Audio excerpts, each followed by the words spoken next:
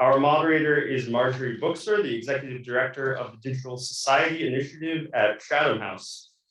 Marjorie, please. Thank you. So, yeah, as you say, we want to turn our attention to democracy and trust in the context of the metaverse.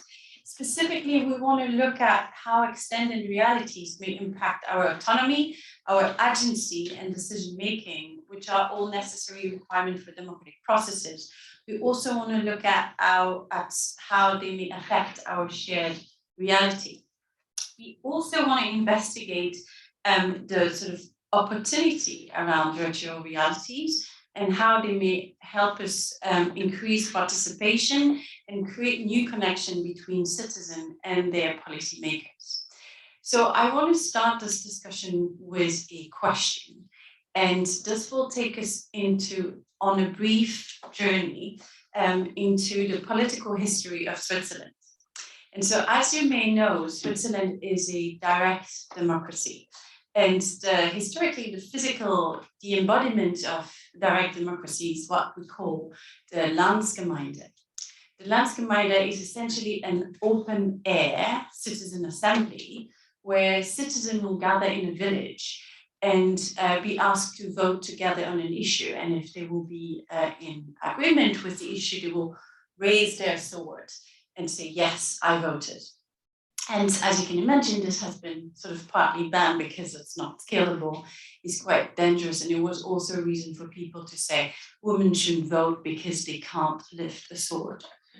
But what is interesting, and it's where you should bear with me, is that the debate about the metaverse refreshed this discussion about the Landsgemeinde, and some sort of geek in Switzerland thought, oh well, the metaverse is actually the perfect opportunity to create a nationwide virtual Landsgemeinde and sort of have all national citizens come in the virtual space and actually vote on issues.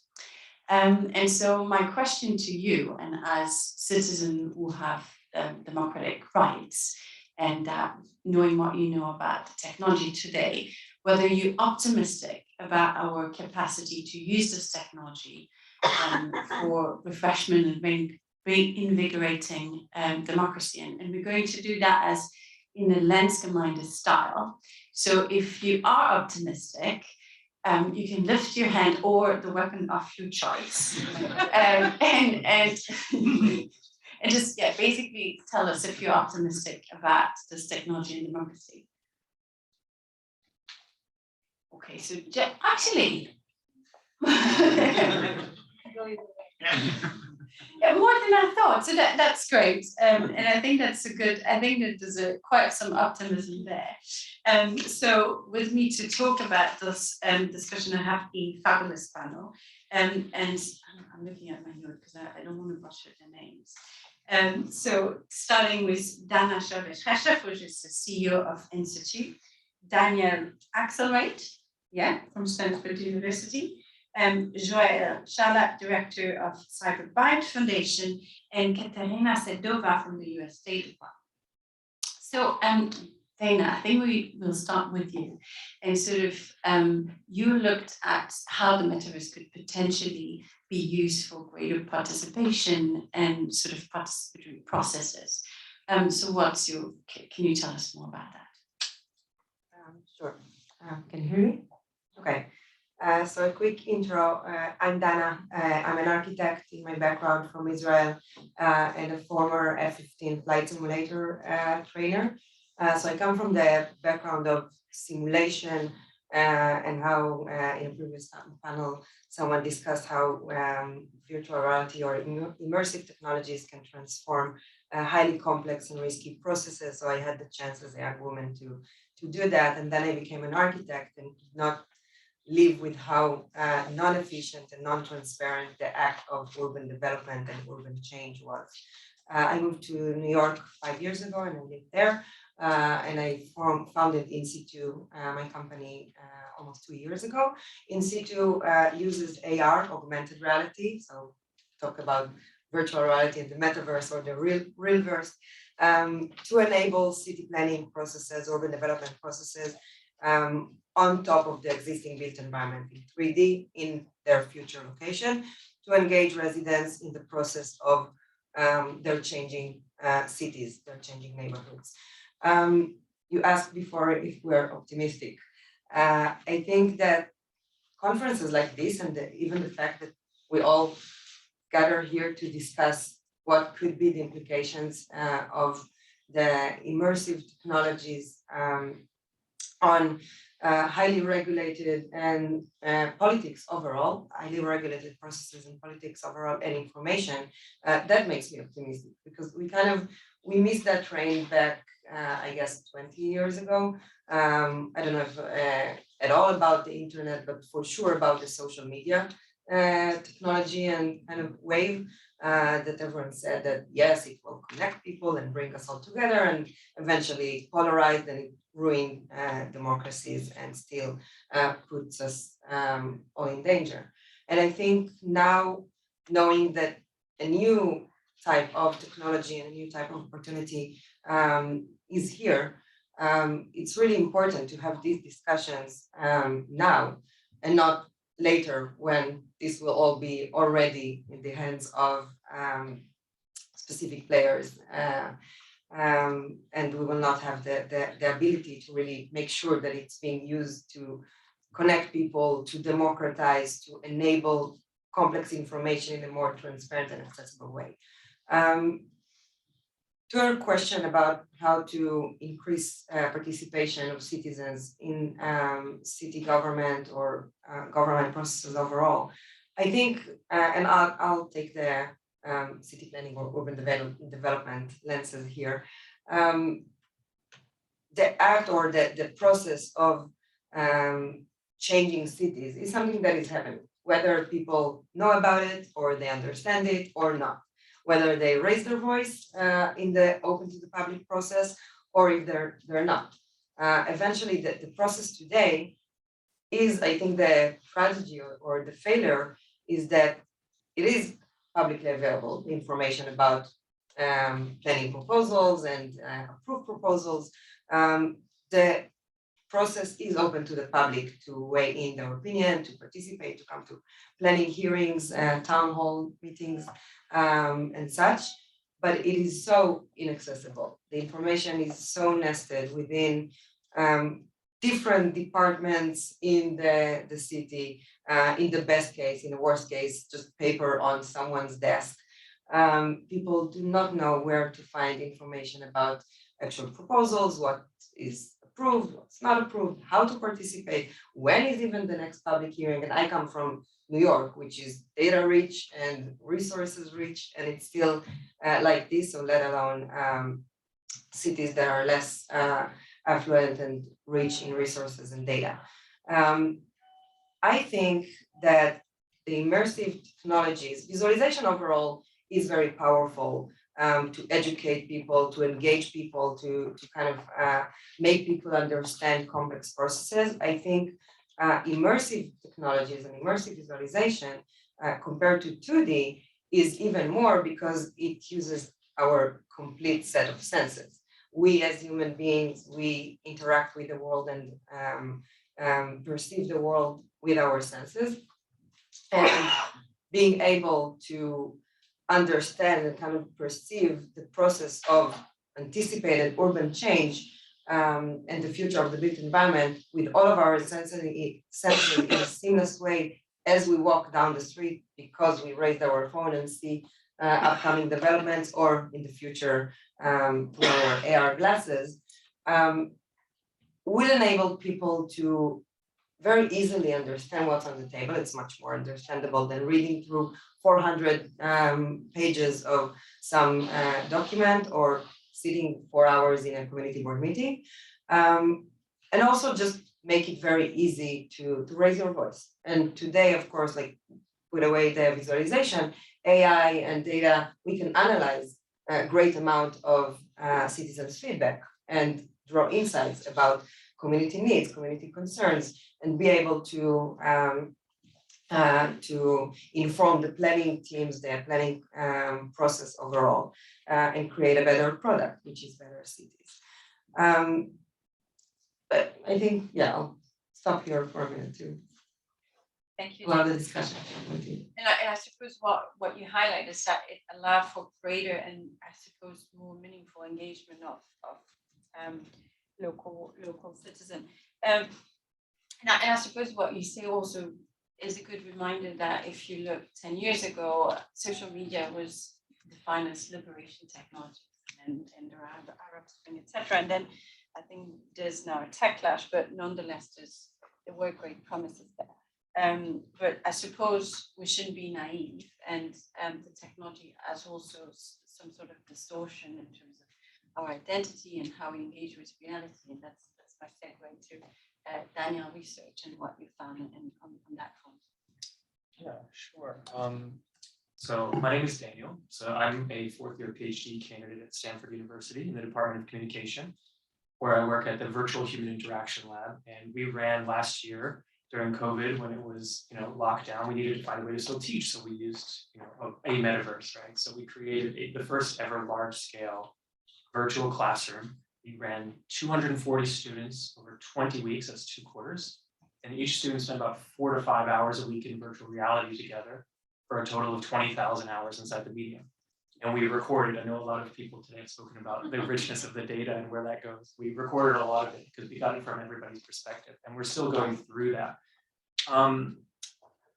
We're still figuring out how people communicate, but what's really important is also learning how people miscommunicate and the potentials for miscommunication and disinformation and just this sort of cacophony that occurs when you throw that many people into the same virtual environment.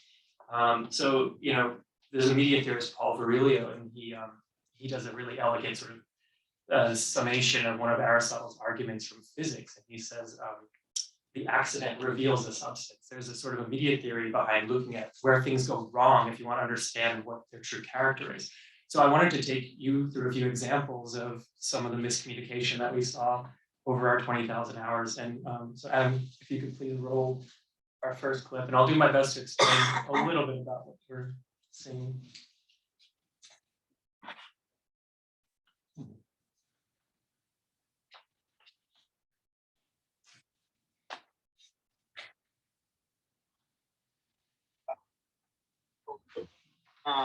That lets you put text to, it's on their website, hvr.io. And it's also another reason even problems you weren't able to do the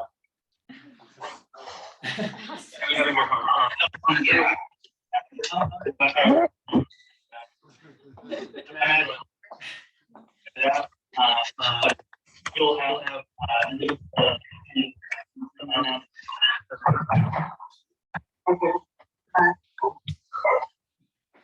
All right, thank you, Adam.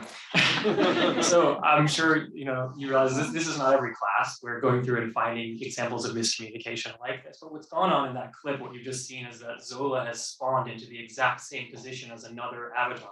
So she's actually inside the body of another avatar, but it's taken her a second to figure this out, right? So what this means is like the wholesale shift of proxemic relationships to social space, right? So earlier today we heard in our jurisdiction panel, right? We heard about Tom's great comment about how basically like you can become invisible, you can fly, right? The laws of physics are at stake here.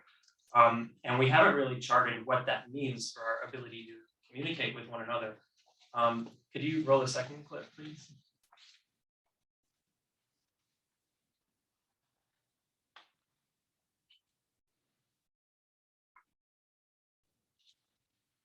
Brandon, Hello. are you in the section? Yes. Where's everybody else? I think they're still creating their little avatar thing. Oh, to create it outside the. Yeah, you have to. You can only create the avatar Oh. outside of the room number. You can Okay. honestly you could probably just do it by yourself later. Okay.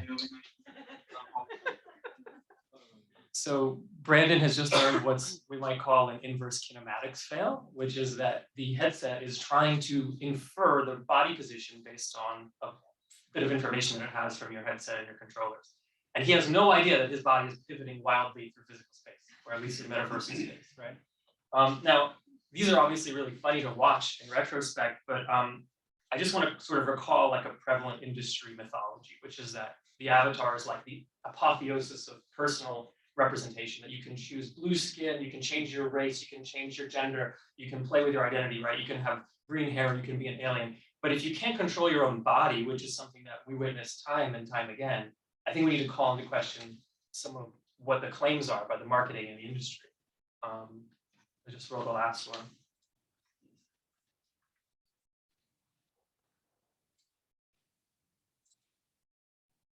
Where were you in either Jeremy's or Daniel's? I don't know if you would remember, but Oh, I was in Jeremy's. okay.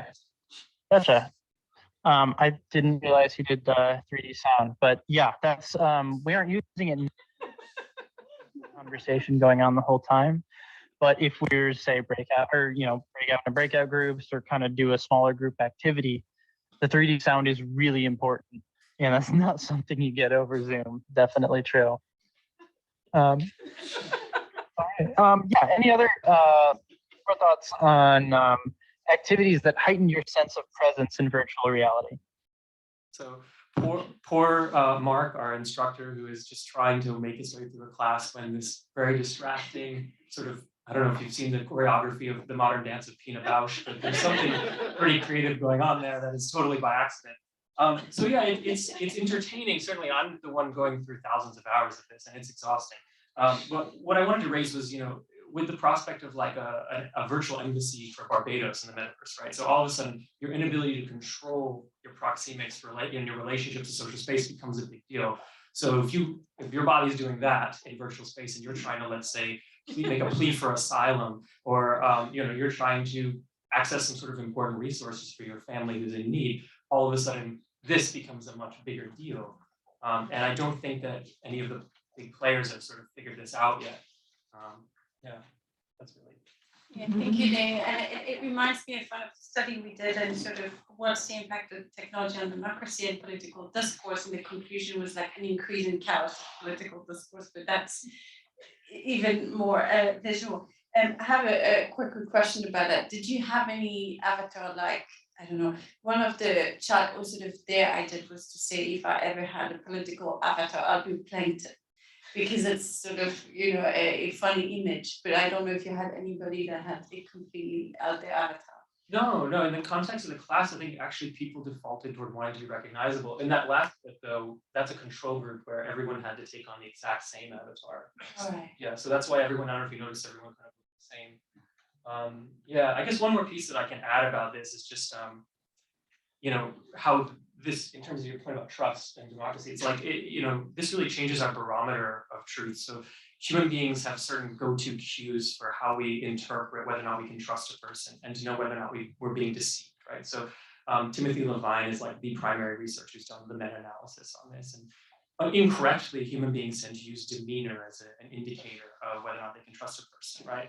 But the demeanor of that person writhing on the floor, right? It's very hard to get meaningful cues about whether we can trust that person. Now, the only two cues that the meta-analysis Levine ran showed to be reliable cues were vocal pitch and pupil dilation. And I don't see being able to get those either. So as far as just trying to create trustworthy relationships in that space, it's suspect. Yeah, but especially in a classroom where you assume that everybody is, a student and kind of know each other already. Yeah, as soon as they are who they say they are too. Exactly, and I think that's next on the table actually to Katerina, where beyond trust, the question of external manipulation and sort of malicious actor trying to invade the metaverse. Sure. Thank you, Marjorie, and thanks I appreciate the opportunity to be part of this conversation. We talked a lot about the innovation and positive uses of this technology today. We also just saw just how far away the super realism that we've all imagined still is from the demos that we just saw. But I'd like to touch on some of the malicious uses that maybe we haven't discussed as much. I work for the Global Engagement Center at the US State Department, and so my day job is really to understand, expose, and counter malicious disinformation campaigns coming from the foreign state-sponsored and non-state actors. And in the context of this effort, we see a lot of how threat actors have used the early nascent information environment and what the platforms have been, the features of the platforms that were available to them to use. And we think a lot about where they may go in the future. Of course, Russia has been a prime example of being an early innovator in disinformation campaigns on social media before we truly conceptualized and developed any mechanisms for understanding of how they may use that disinformation campaigns and covert influence for audiences both at home in Russia, but also in against their neighbors in Ukraine and against further afield in the United States themselves. So it's not too early for us to start thinking about how this technology may be weaponized as well, and how it is different in the context of disinformation campaigns. For example, what we know about what threat actors try to do. We know that they look for fissures in democratic societies and try to widen those fissures. They look for issues where they can understand the audiences and polarize the audiences and drive them further afield from each other, therefore creating greater polarization, partisanship in democratic societies. Democratic societies that, by the way, depend on some sense of objective reality on the basis of which consensus can be reached as a society. They play on emotion. They create content that appeals to personal preferences and emotions of particular audiences, and try to get that audience to react very quickly and reshare the content, for example. We know that a lot of the interventions that we know today of how to slow that down focus on trying to sort of introduce friction in the system to get them to, are you sure you want to reshare this piece, this meme, this visual piece of content? Are you sure you want to reshare something that you didn't read because you simply read the headline and then you were trying to reshare it? So they're trying to introduce pause to move us, in Daniel Kahneman's words, from sort of reactive thinking to a slowed down thinking. The way that XR and particularly VR environment, the immersive environment, has the possibility of changing that is something that we really, really need to think about, because now the user goes from simply engaging with text that has to be read or with even a visual piece of information. We go into a personal experience. We go into a first-person experience of being in a situation that may feel very real and may even create a memory because of how our brain engages with this environment.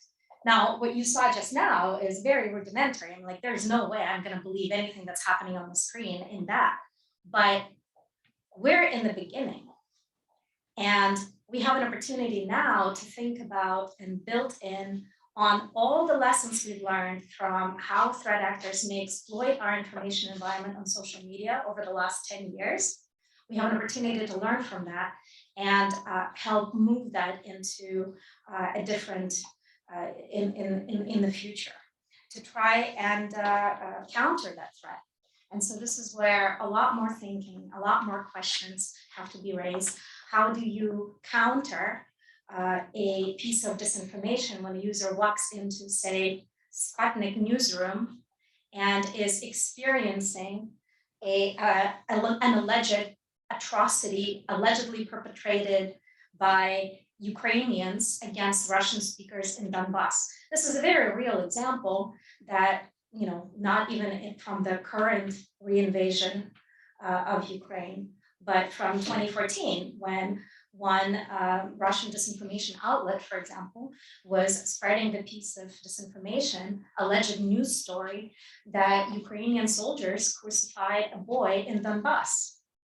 And that picked up a lot of legs. Now imagine engaging with that news story that isn't really a news story, that piece of disinformation, engaging with that in a VR environment, and what kind of impact that will have on your ability to calibrate how real is this? Is this really true? You know, furthermore, to experience it as a memory, something that, but I was there. So we have a lot of questions to ask about personalization of disinformation, about who gets access to users directly in this environment, how do we vet organizations and actors that get that access? Because so much in the social media is user generated, we have to rethink concepts of access and how we're going to be protecting the information environment and cognitive environment in a very, very different way. So those are the things that I think about, and my source of optimism, of course, is that this is the next iteration of the same digital revolution that information brought with it. The age of information brought with it the age of disinformation. Of course, the scale of it and the impact of it increased substantially with the internet. Now we're in the next phase, and the experience of what we know of the last 10 years is very recent. So we have an opportunity to think through what we do next. Katerina, and I think that in terms of what we do next and how do we mitigate those potential attacks and build a resilient ecosystem, I think Joel can walk us through some of the answers, hopefully. Maybe, hopefully. I have the pleasure of being the anchorman here, but one, thanks for the opportunity to be here. This is actually wrapping up. I was in California actually up until about this morning, but it was at Augmented World Expo, which is a large, AR VR conference. And then we had, I have a grant that I can talk about here in a minute with NIST, and it was, we were talking about the work we were doing with them. And then this one's a great opportunity to kind of continue to round out the security conversation. And so my focus is really on the security of these environments, and has been since about 2007. So just a little bit about me. I run an organization called the Bytes Foundation. As Katerina said, day job, that's my day job. And so in that job, our mission is really education, innovation, and outreach. And so we look at all sorts of things associated with cybersecurity around emerging technologies. And so I've got, for example, AI in the facility. I've got election security stuff. So it's very broad, a lot of different emerging technology areas like 5G, et cetera, but that also includes AR and VR. And so we've got some labs down there and some space that we use to not just solve problems, but we do have some funded work, one of which is that NIST grant. And so while not directly related, what we're doing with that NIST grant is developing natural authentication methods. So if I'm going to put an AR device on, how do I authenticate to that device using just me? Right, and so that not just biometrics, but can I determine who you are by gait, right, and by maybe smell, right, as we get these electronic sniffers that are coming out, right, and I do mention it because it's indirectly related in the sense that, as we've kind of heard throughout the day, it's all about the data, right, and in order to make these environments work, whether it's AR or VR, you need data. Right, you need who you are, what you're doing, where you're located, where you're looking, all those kinds of things, and that's what makes the experience the experience. And so while on the surface it's about how do I log into a device, on the back end, what we're really looking at is, okay, if I were to do this, how do I need to set this authentication protocol up and the data collection up so that I'm only collecting, using, and keeping what I need. Right, and so hopefully if we have our way, that gets into an actual NIST publication, because that's who the work is with. And so hopefully we'll have the ability to sort of propagate that, if you will. A little bit more about me. I'm a retired Marine officer. I spent 20 years in the Marine Corps. I started out flying helicopters, so I'm a bit of a fish out of water, if you will. But I had the opportunity to go to Naval Postgraduate School. While I was there, my thesis was on how the military could use immersive environments to conduct information operations.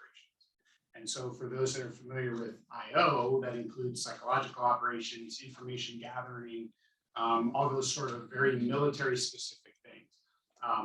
Interestingly, he works for Dr. Balanson, Jeremy Balanson.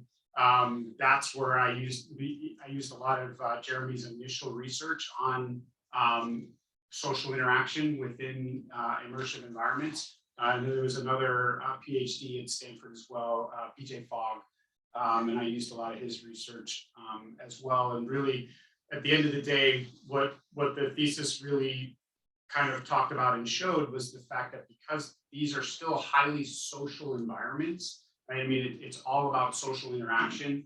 There were a couple, I'll say, leaps of faith that were made in the thesis, but one of them was along the lines that I think you're starting to look at now, was that I don't care whether you represent yourself accurately or not, because you're going to act a certain way, right? Like you're not really going to change sort of how you act, right? Whether you're a purple dinosaur or an accurate representation of yourself, I can start to do things inside the environment based on how you act.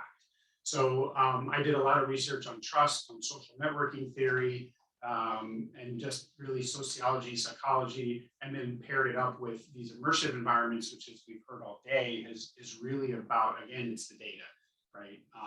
But inside of it, I talked about, what could now be called man-in-the-middle attacks, right? Because these environments are dispersed, I can actually get in the middle of a scene, right, and be able to send you a different scene and you a different scene, even though we're all kind of hanging out in the same area, right? So that allows me the ability to manipulate the environment to do really whatever I need to do.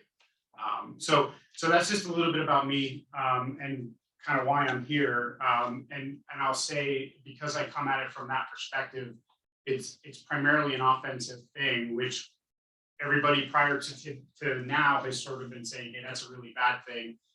I don't disagree. However, I can't be naive, because if I can think about it, I think some of our friends can think about it too.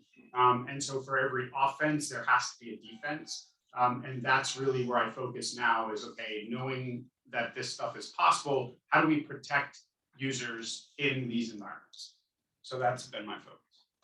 And do you have practical ways you can share with us in terms of protection of users? Well, the one that I almost always kind of start with is, and I think we heard it either on the panel prior to this or maybe the one before that, because again, as I mentioned, it's all about the data, right? And it's all about what you collect, what you need, what you save, how you sort of keep and collect that. I would say nobody wants to add security, whether it's a computer product, like a piece of software, or it's VR. Nobody wants to do that because it's expensive, right? It takes a lot of time and money to do all the engineering up front to make sure and ask the hard questions, right? What information am I collecting? What am I doing with it? How am I storing it if I'm going to store it? That takes time, that takes money. And a lot of these companies, especially now in the XR arena, it's speed to market. How do I get my product out? Because we're at the cusp of this at the very beginning. And so the first product to market is going to be the one that makes the most money, right? So because that's I'm not saying it's right. I see some head shaking and I agree. There is a tremendous value in taking your time, spending the money up front, putting the security in now, because I guarantee you it's going to cost you more money after you've released the product and you have to go back in and re-engineer in the security.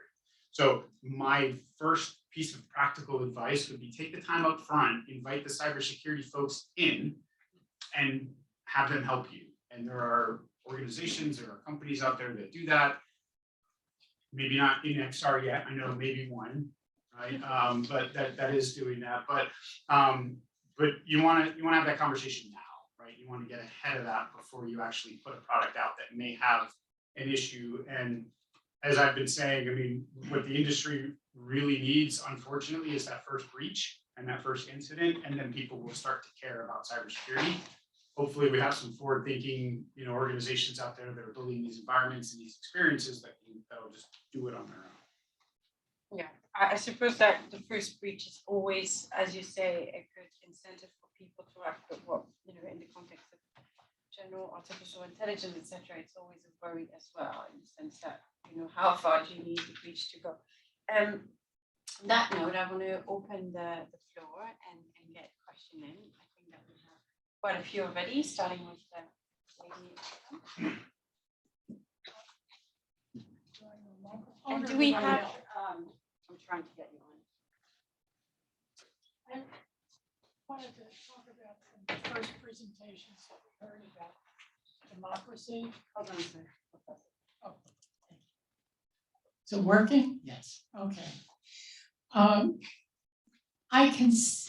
Speaking now as a citizen who has had the opportunity or to participate in some urban planning problems here in DC.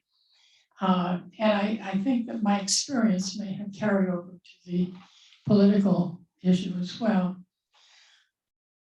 When you think about democratization for these sorts of things, you're just talking about lots more people being able to speak out and give their opinions.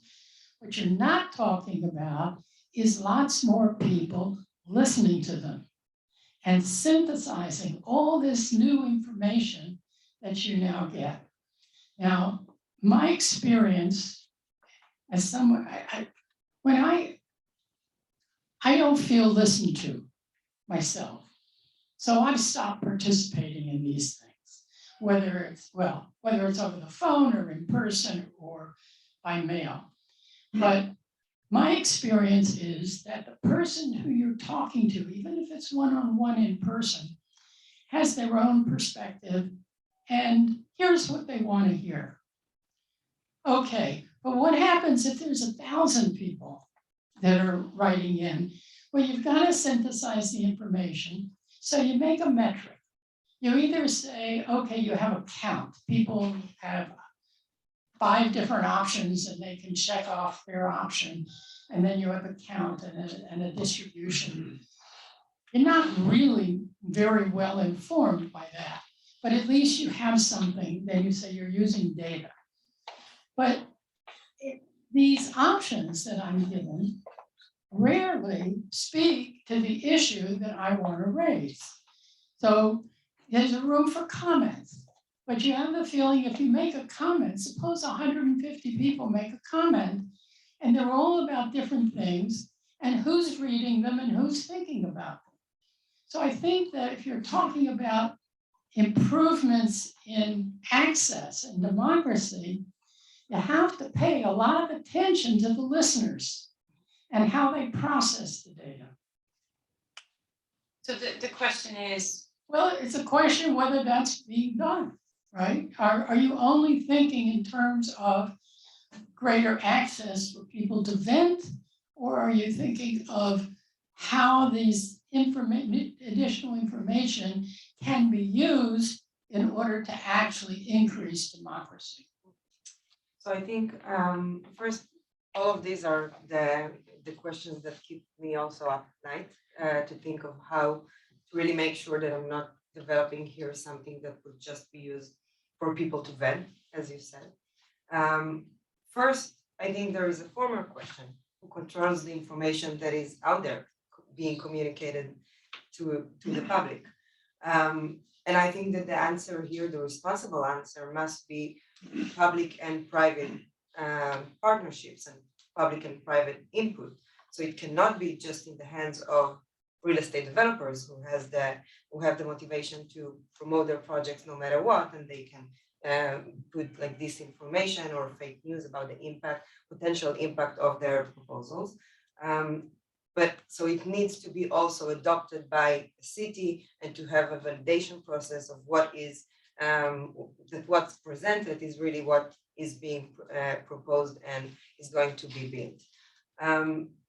I think when you first let people see and use visualization in a way that not only put a 3D model, but also put layers of information, and that's what we do about the impact of proposals on the environment, on housing prices, on transportation, infrastructure, energy consumption, all of the environmental review process is being layered and projected through visualization.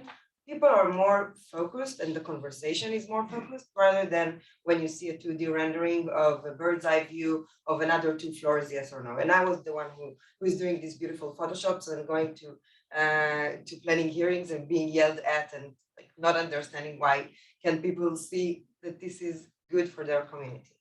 And I think today machines and AI can process hundreds and thousands of people's reactions and can help policymakers listen to them.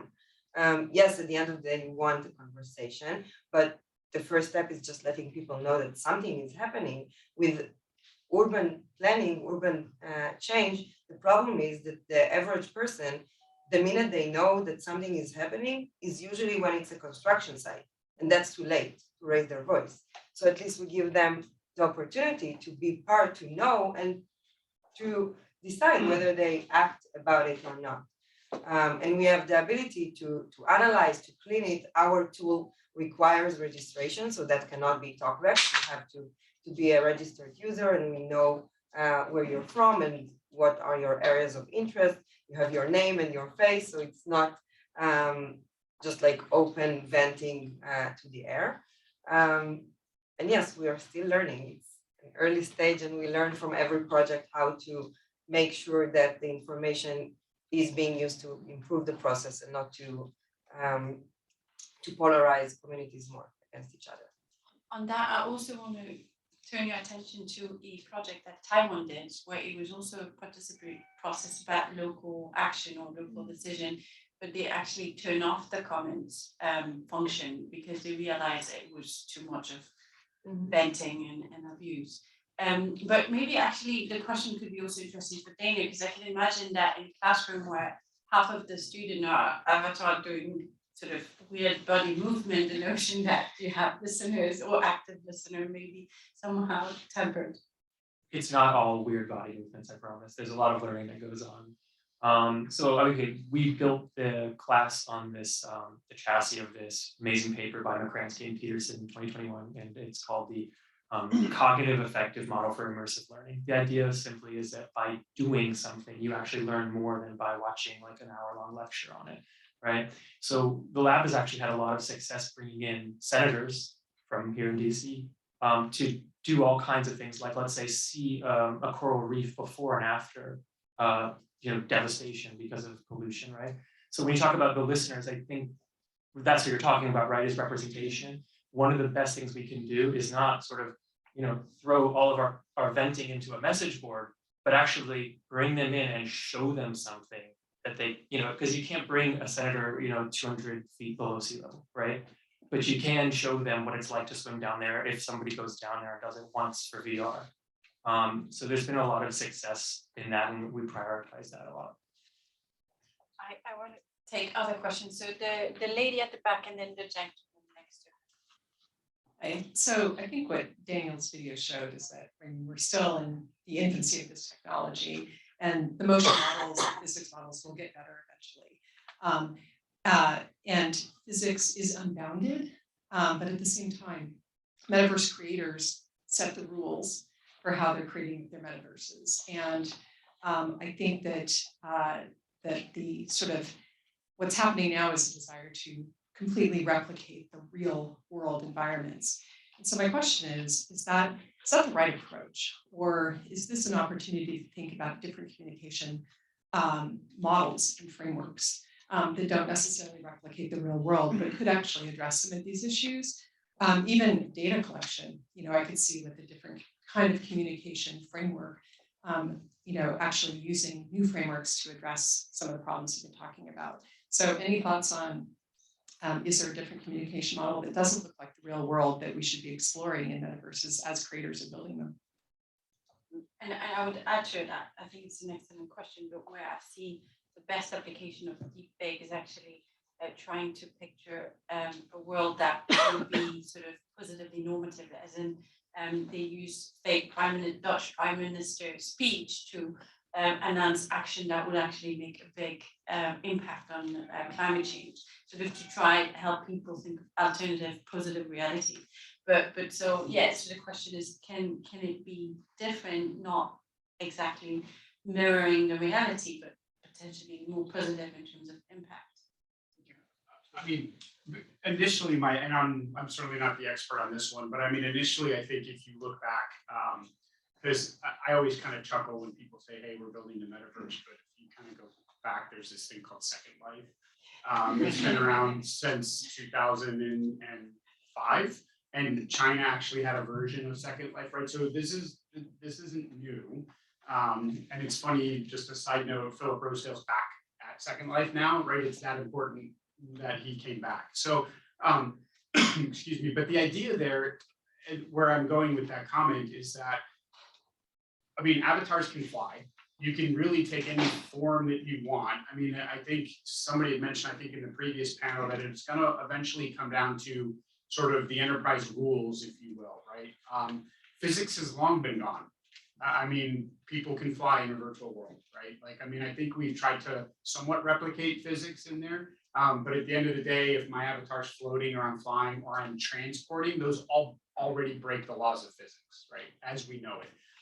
So I don't think we're tied to, you know, I mean, there is a category, like I have a very specific definition of the metaverse. I'm not going to throw mine out there into the mix with everybody else, but one of the pieces of the metaverse are what are called mirror worlds, right? And when you talk about a mirror world or a digital twin, that's where you want it to be exactly how it looks, right? Because there are specific reasons for that. It could be urban planning. It could be on the DoD side, it could be mission planning, right? I mean, it could be first responder, you know, actions or planning for those kinds of things. In other places, you may not need that and you may not want it, right? And you may want that sort of, may want to break out of that flow. That's going to be his area of expertise, but I just wanted to kind of throw that out and just mention that. Yeah, I mean, the first thing that comes to mind is just to quote Larry Lessig, right? Code is law, right? So whoever writes the code, it controls the laws of physics in that little universe. So we talked about this the other day as a group. One possibility would be like a fully decentralized metaverse that's like open source, as opposed to this sort of corporate controlled hamlet that you know, it's a serfdom in which you partake, right? By doing that, and let's say, for example, in the way that something like Bitcoin works, where everyone involved has to vote on how you're going to change it next, that could be an interesting alternative. The other thing I just wanted to mention in terms of what Joel just said about mirror worlds, like, and it does relate to what Katerina was saying before. Katerina was talking about fake atrocities, right? So like virtual scenarios that are totally disinformation environments. I also have legitimate concerns about the way we represent real atrocities. So like, where do you want a mirror world, right? There's an Auschwitz VR, right? It's available on Steam. And they are, you know, on their website, they're talking a lot about how realistic it is. But I can tell you as someone who's tried to run a class, trying to find teaching materials you can trust, it's very difficult, especially immersive ones, right? So for all the textbooks that, you know, have been outed for saying, I remember there was a textbook a couple of years ago, it was reported in Texas, and it had something like slaves traveled from Africa, right? We have issues with our two-dimensional learning tools. We also have issues with this aspiration of a mirrorverse or a mirror world that we're trying to create so that someone can visit it. So just to put another spin on that idea. Yeah. Can I have another raise of hand? So gentlemen here, I see another question there, and over there.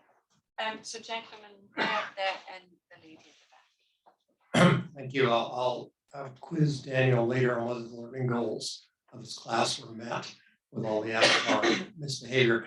I wanted to go back to the hyper-local issue, and I'm delighted to hear about New York, which is a data-rich environment where people seem to put everything in.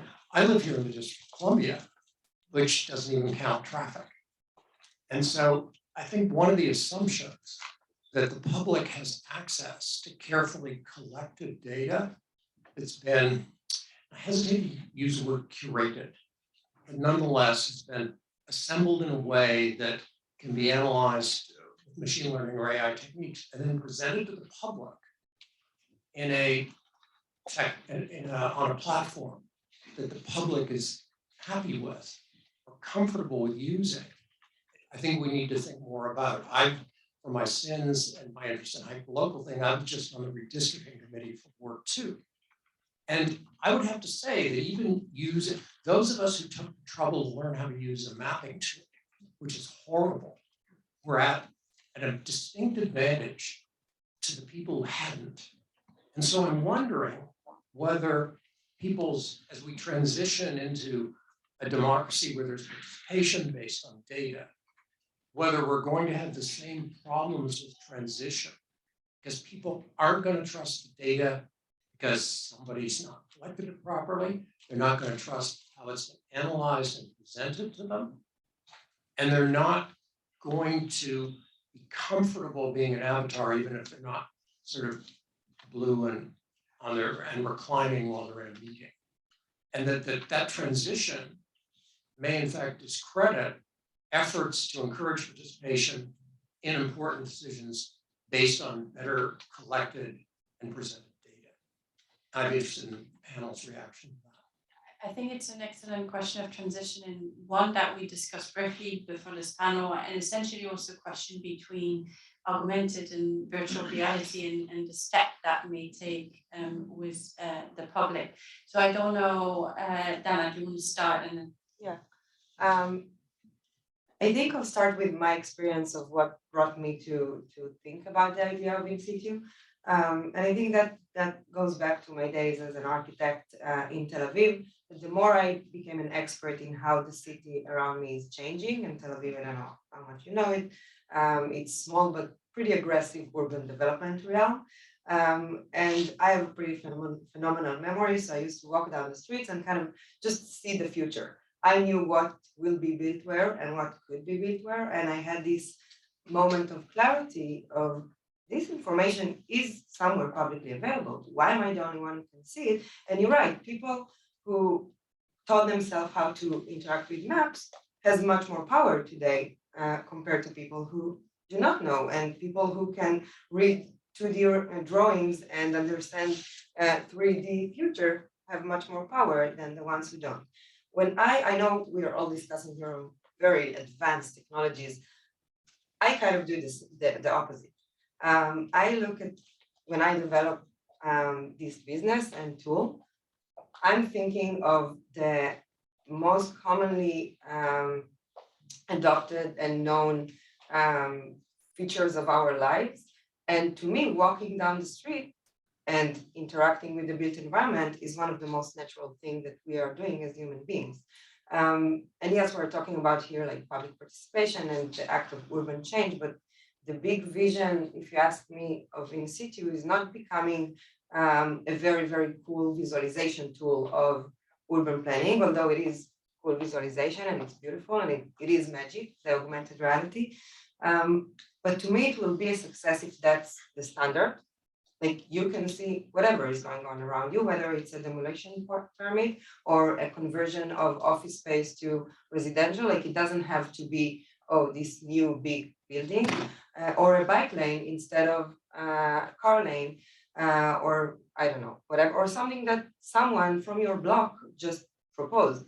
And I see this as a layer on Google Street View, on Google Maps, something that you can really start speaking with buildings, speaking with the built environment and interacting with it in the most natural way possible. And I think the success of the hardware tools that will be developed, whether it's AR glasses, the more natural they will be, the better for these purposes. Of course, like virtual environments are something different. I'm speaking here only about layering our physical real world with data, with content that informs residents about political changes around them.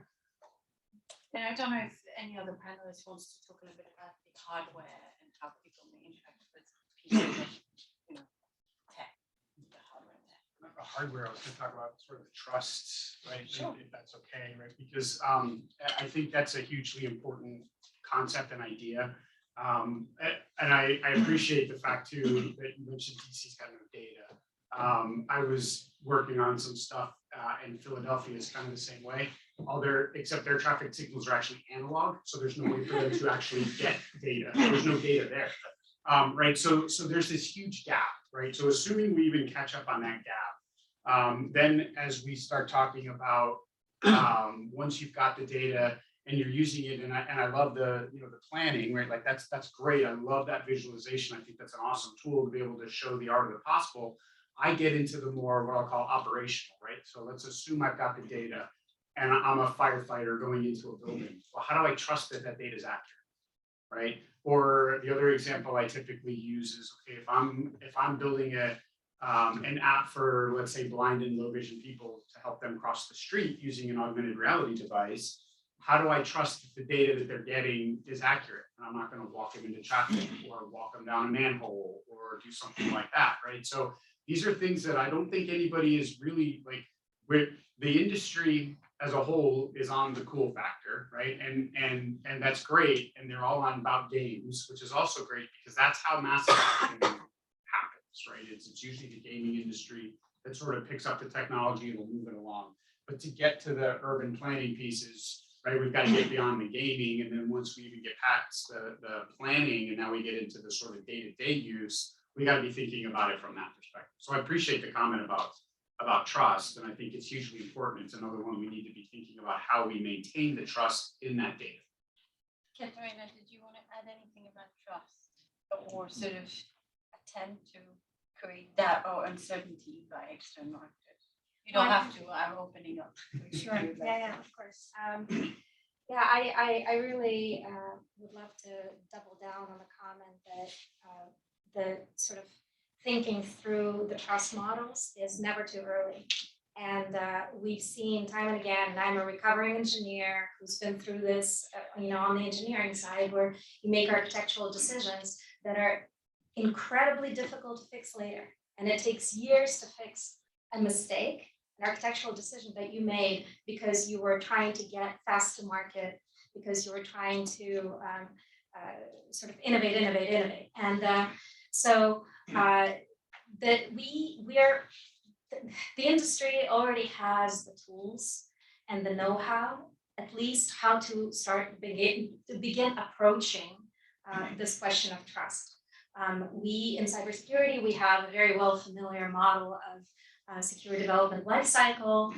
We have a model of threat modeling, like trying to map out the threat scenarios that may impact the specific platform, and not just from the cyber perspective, not just how threat actors may use a flaw within a product to exploit, like the man-in-the-middle attack that you mentioned, but also how they may use the product as intended, but misuse it as intended, without breaking anything, without having a breach, but actually, and this is this is sort of the theme that I think about a lot, because if you think about you know, trying to undermine trust in a democratic process, whether it is domestic or international, and of course, as a person working for the State Department, I focus internationally. You think about how threat actors may use exactly what you built as intended, but what they do with it is what matters. And so we talked a lot about content moderation. This makes the concept of content moderation and access, who gets to be in front of a person in a virtual environment, who gets to speak to the person and what they get to say, and the concept of identity, the concept of authenticity, it makes it incredibly important.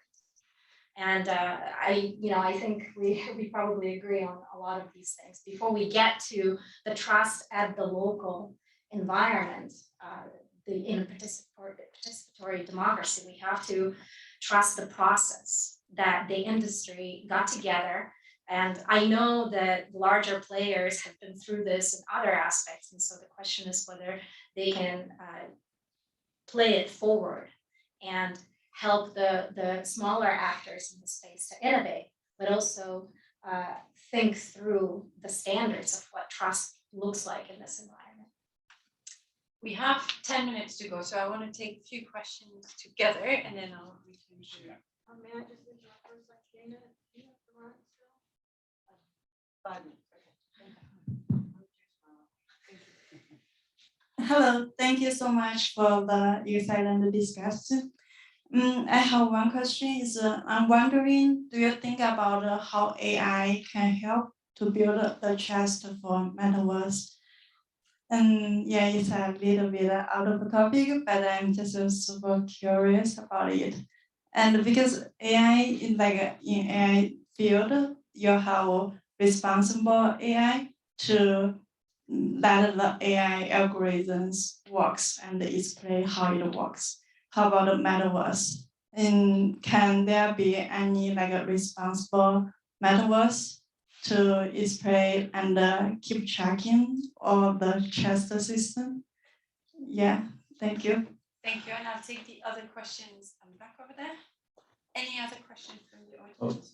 One quick open-ended question for Daniel. Would you be willing to share some more substantive findings from your research, besides the fact that this is still in technological infancy, in terms of how learning processes were different from the real classroom, how the nature of interaction was different, and how the experience of going through the curriculum was different. And one question for Katerina, which is, and this stems from your thought about this being the age of information and misinformation. This metaverse seems to be something that can deepen democracy and erode democracy together. It can deepen democracy by enhancing popular participation, giving people access to legislative institutions and experiencing being in legislative institutions, for instance. But in the absence of institutions which can mediate popular participation, it can really bring in the risks that we have seen the digital universe bring. So is there an institutional architecture, maybe you will not be able to speak to the domestic domain given the hat you wear, but is there an institutional architecture that you think can tackle some of the erosion of constitutionalism, constitutionalist principles, and the rise of populism that this is inevitably going to bring? I mean, I am very pessimistic about the implications for democracy from metaverse because of the unmediated nature of popular participation. Thank you. So we have a question about trustworthy AI and how it may be sort of replicates sort of the principle replicated in metaverse and this erosion of constitutional processes and sort of democratic infrastructure. I know we had direct questions for Daniel and Katerina, but Dana has to leave. So I'm going to first start with her if you have any answer to those questions or concluding remarks. I think I'll let people. It's a learning experience. So let's start with. So what about the question about AI? I mean, so do you really have a sense of that? Yeah, AI scares me in the XR space because right now there's no such thing as responsible AI, and there's no such thing as the transparency behind it, primarily because a lot of this is proprietary. As these companies are building out these AI, they don't want anybody to see what they're doing, which is what scares me. Can it help? Maybe. I think it's a little too Wild West right now on the AI side, so it scares me a little more than I think it's going to help. Personal opinion. I mean, I have just one thing to add, because the question was sort of vague about like, what is the application for AI exactly? One thing I can say is there's a lot of research. I know Adam Miner, for example, is a psychologist who's done research on the success of AI as a therapist, right? So an embodied agent you might put on your headset and enter into a therapy session. And according to his research, receive the same value as you would with a human therapist. So that's a potential, but then it's kind of, in terms of where that data goes, you share your most intimate secrets. And I agree. I mean, there's tremendous value there, right? Like, because that's where we start to get into sort of true virtual assistants, right? Is you need that AI behind it, and that can, I think, really revolutionize the way we just live. But until we know how you're writing those algorithms and what's actually in there and what are you collecting and what data are you synthesizing and what other data are you pulling in that might not be mine, which means are you sharing somebody else's data, which means are you sharing my data, right? And so that's where my comments come. I do see the value, I just don't think we're there yet.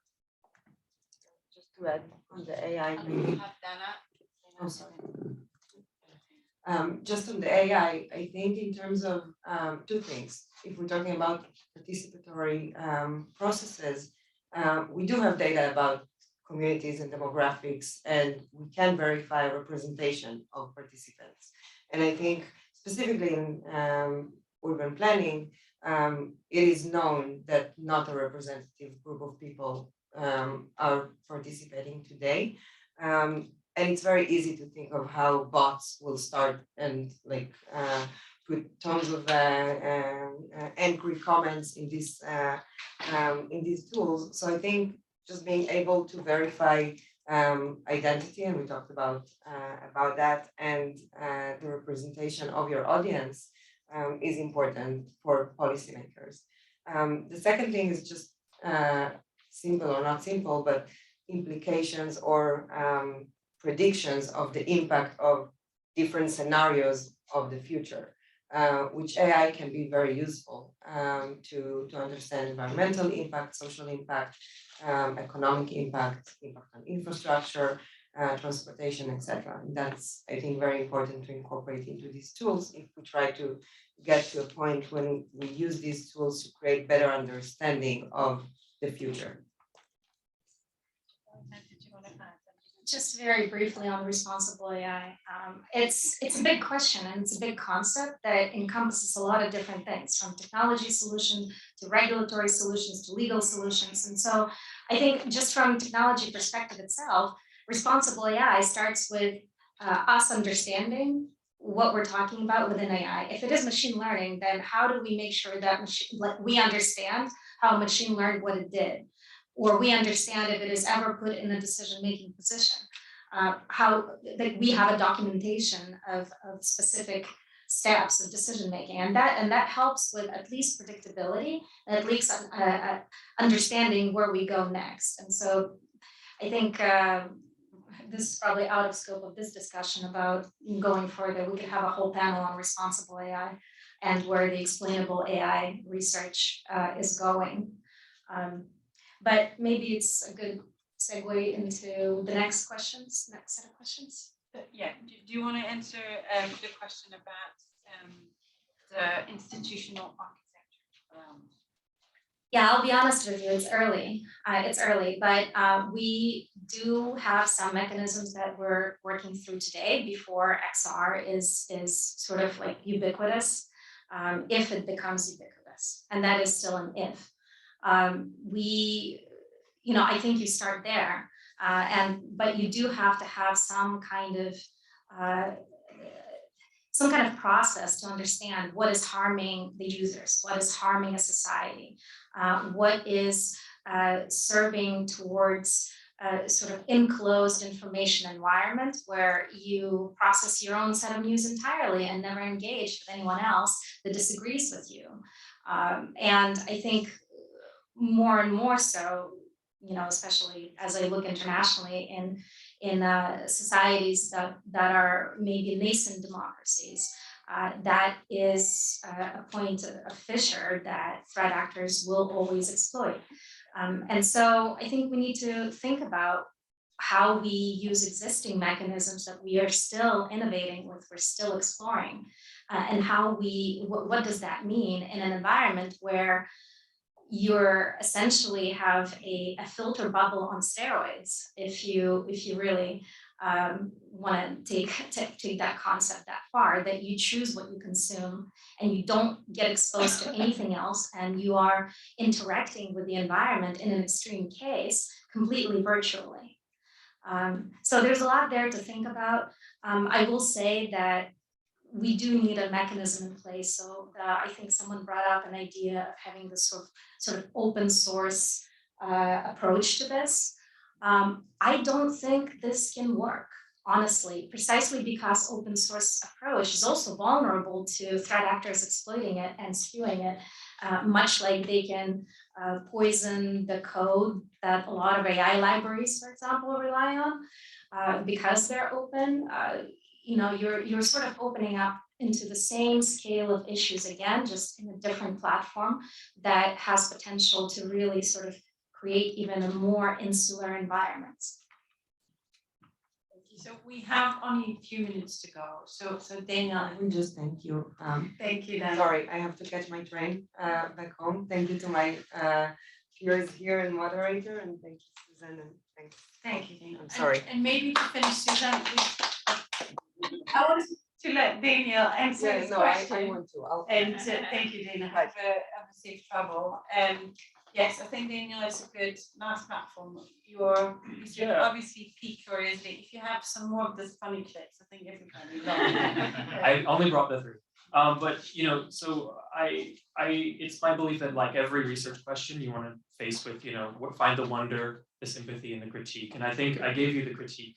I think I gave you the sympathy as well, but I didn't give you the wonder, right? And there's a sense in which like the very first week of courses, seeing a bunch of digital native, like 18 to 20-year-old freshmen embody VR for the first time, and just the wonder of watching them like figure out they have an avatar and just, you know, and then we proceed from there into like, they put together a human skeleton together, and then they're doing that remarkably quickly. So that's promising. And I think it was kind of beautiful to watch as well. The other thing I can just say, one of the bigger morals of the story, I guess, is that didn't get in the way of people actually communicating. So those things happen, but communication persists, right? So we can look back to models from like the 1960s. Like, so there's this famous model that's called Dance's Helical model, right? Communication is iterative, right? So if I say, hey, can you pass me that chair? But there's like a million chairs in here. I can say, oh, the one on your left. And then you understand what I'm saying, right? So we have back and forth. When we watch those back and forth, people tended to communicate regardless of what their bodies were doing. Oftentimes people had a head and floating hands. They don't know where the rest of their body is, but they're communicating.